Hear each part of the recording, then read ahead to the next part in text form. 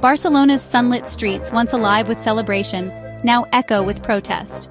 Locals march through the city, wielding water pistols and stickers, targeting tourist hotspots in a symbolic outcry, "Go home."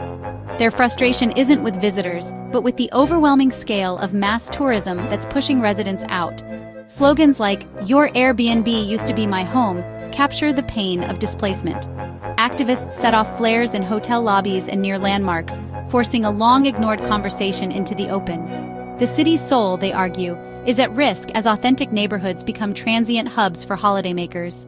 These protests are a plea for balance, a city where locals and visitors can truly coexist. Tourism is undeniably Barcelona's economic engine, a vital force that fuels job creation across various sectors. It supports countless families and businesses. It drives growth, attracting investment and fostering development in infrastructure and services. The city benefits from this influx of capital. But this economic boon also casts a long shadow, becoming a source of deep tension and resentment among some residents.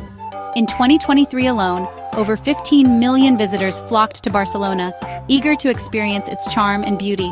That's nearly 10 times the city's permanent population, a staggering influx that puts immense pressure on its resources. They descended on Barcelona from all corners of the globe, eager to soak in the Mediterranean atmosphere. This overwhelming crush strains public spaces, turning parks and squares into crowded thoroughfares.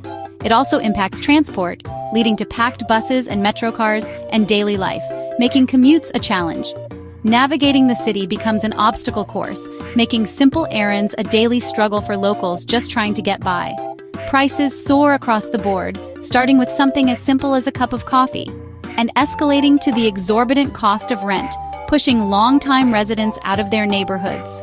Local businesses increasingly cater to tourists' wallets, offering overpriced goods and services. This shift often comes at the expense of residents' wages and their ability to afford everyday necessities. Young professionals like Elena, who grew up in Barcelona, find it increasingly harder to afford even the most basic necessities, like housing and groceries. They feel increasingly alienated and displaced in their own city, watching its character change before their eyes. The prosperity that tourism brings is undeniable and real, benefiting many businesses and individuals. But so too is the gradual erosion of the quality of life for the year-round residents who call Barcelona home. The central challenge facing Barcelona's leaders is how to harness the economic benefits of tourism while simultaneously safeguarding and preserving the city's unique soul and character. Many residents believe that Barcelona has already tipped too far in one direction, prioritizing short-term gains. They feel the city is prioritizing profit over the well-being and needs of its own people. Behind the numbers are real people like Pepi View, 80, evicted as her rent soared for tourist profits. Landlords, lured by short-term rental gains, push out long-term tenants, hollowing out historic neighborhoods. Joan Alvarez, fighting eviction after 25 years, watches his community vanish, replaced by tourist flats. Housing, he insists, should be a right, not a commodity. The influx of digital nomads and Airbnb rentals drives rents even higher, leaving locals priced out. As residents are forced to the outskirts, the city center loses its living culture, family shops and festivals replaced by souvenir stores. Barcelona risks becoming a museum beautiful, but lifeless. Pepi and Joan's stories reveal what's truly at stake in the tourism debate. The debate surrounding tourism in Barcelona reveals deep divisions, splitting Barcelona, a city grappling with its identity. At the heart of the matter lies a conflict: residents versus landlords. One side seeks to preserve the city's character, while the other is profiting from visitors. Landlords like Jesus Parida passionately argue they spread economic benefits, contributing to the city's vitality. These benefits, they say, extend not just to a select few, but across the diverse neighborhoods of the city, but with a sweeping ban looming on the horizon, a ban on short-term tourist rentals. Set for 2028, the stakes are incredibly high. Understandably, property owners are alarmed, fearing for their livelihoods. Jesus claims remote workers, not tourist flats, are the real culprits. He believes they are the ones who truly drive up rents, and warns the ban could force him to sell his properties, altering the landscape of the city. For landlords, property is more than just bricks and mortar. It's an investment, a source of income, and for many, short-term lets are simply more lucrative, offering a higher return. Residents, meanwhile, witness the slow but steady erosion of their communities, the displacement of neighbors. They directly blame landlords for prioritizing profit over the well-being and needs of the people who call Barcelona home. The city's challenge is immense: how to protect affordable housing for its citizens, without dismantling a vital industry that contributes significantly to the economy. The 2028 ban is undoubtedly bold, but its long-term impact on both residents and the overall economy of Barcelona remains uncertain, a question mark hanging over the city. Barcelona stands at a crossroads, a pivotal moment in its history.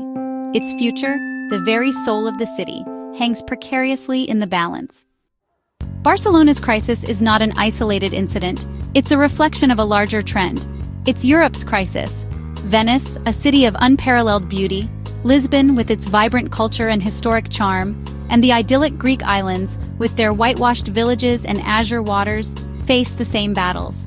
Protests from the Canary Islands, a volcanic archipelago known for its unique landscapes, to Majorca, a Mediterranean paradise, reveal a continent-wide backlash against unchecked tourism, a growing sentiment that something needs to change.